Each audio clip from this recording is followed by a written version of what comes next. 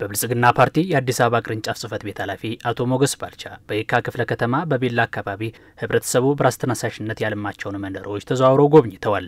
መንግስት መዲናዋን ለኑሮ ምቹና ሳቢ ለማድረግ የመንገድ ተደራሽነትና ሌሎች መሰረተ ልማቶችን እያከናወነ ይገኛል ያሉት አቶ ሞገስ ባልቻ ከዚህ ጋር በተጣጣመ መልኩ የመኖሪያ ሰፈሮችን ስታንዳርድ በማስጠበቅ ለኑሮ ምቹ እንዲሆኑ ማስቻሉ የሚደነቅ ስራ ነው ብለዋል። በቀበና አካባቢ የተከናወነው የሰፈር ልማት ስራ ለሌሎችም ተምሳሌት መሆኑን ገልጸው አሁንም አመራሩ ከህብረተሰቡ ጋር በመተባበር ስራውን በሁሉም ብሎኮችና አካባቢዎች ማስፋት ይጠበቅበታል ብለዋል። ቀበና እንግዲህ በአዲስ አበባ ውስጥ ትልቅ ታሪክ ያለው ወንዝ ነው።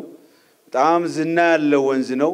ቀበናን ደግሞ የከተማ አስተዳደሩ እንዴት አድርጎ አሳምሮ እየሰራ ውብ ያረገ እንዳለ ሌላኛው የአዲስ አበባ ገጽታ፣ ሌላኛው የአዲስ አበባ የአይን ማረፊያ፣ ሌላኛው የአዲስ አበባ የትውስታ ሊሆን በሚችል መልኩ ቀበና ከመነሻው ከራስኬው እስከታች ድረስ በሰፊው የተሰራ ያለ ስለሆነ ለምን ለቀበና ብቻ የኛ ሰፈር የኛስ አካባቢ ይሄንን በማድረግ ልማቱ ሙሉ እንዲሆን የተሰራ ያለው ስራ አንድ ቦታ ላይ ተጀምሮ የሚያልቅ ሳይሆን ሁሉ አካባቢ ላይ እንዲሰፋ ለማድረግ ያደረጋችሁት አርያነት ያለው ስራ ስለሆነ በድጋሜ በጣም ከፍ ያለ ምስጋና ልናቀርብላችሁ እንፈልጋለን።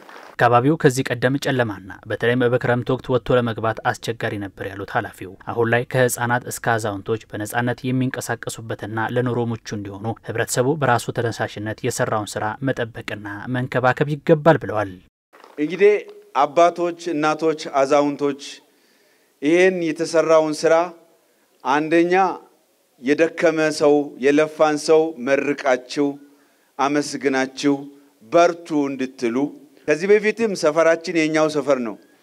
እኛው ነን ያቆሸሽነው፣ እኛው ነን ያበላሸነው።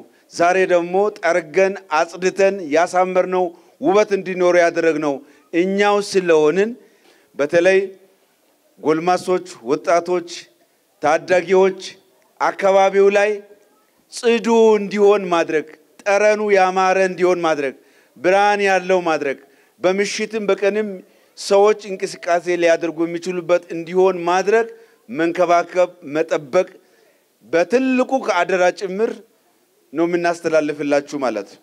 አቶ ሞገስ በየካ ክፍለ ከተማ ወረዳ 02 በህብረተሰቡ ተሳትፎ የተገነባውን ባለ 2 ወለል ህንጻ ፖሊስ ጣቢያንም የጎበኙ ሲሆን ሰላማዊ የተጠበቀና የብልጽግና ተምሳሌት የሆነችን ከተማ ለቀጣይ ትውልድ እናስረክባለን ብለዋል። አባቶቻችን እናቶቻችን በእጅ መዳፋቸው አዲስ አበባን ሰርተው የአፍሪካ ዋና ከተማ እንዳደረጉት ይሄ ትውልድ ደግሞ ይቺን ከእድሜዋ ከቆይታዋ ተነስቶ በርከት ያሉ መሻሻል የሚገባቸው ጉዳዮችን እንዲሻሻሉ የምትሻዋን ከተማ ደግሞ ይሄ ትውልድ ይሄ አመራር የብልጽግና አመራር አዲስ አበባን ሰርቶ አሳምሮ ለመጪው ትውልድ ያማረ ምቹ የምትሆን ከተማን እናስረክባለን፣ እናሸጋግራለን። አዲስ አበባ የሀገራችን መዲና ነች። የአፍሪካ ዋና ከተማ ነች። ሶስተኛው የዓለም አቀፍ ዲፕሎማት መቀመጫ ከተማ ነችና ይሄንን በማድረግ እንተጋለን፣ እንለፋለን። በዚህ ውስጥ የበኩላችሁን አስተዋጽኦ ያበረከታችሁ ስላላችሁ ይሄ ጥረታችሁ፣ ድካማችሁ፣ ልፋታችሁ ተጠናክሮ ይቀጥል። በጉብኝቱ የፓርቲውና የመንግስት የሥራ ኃላፊዎች ተሳትፈዋል።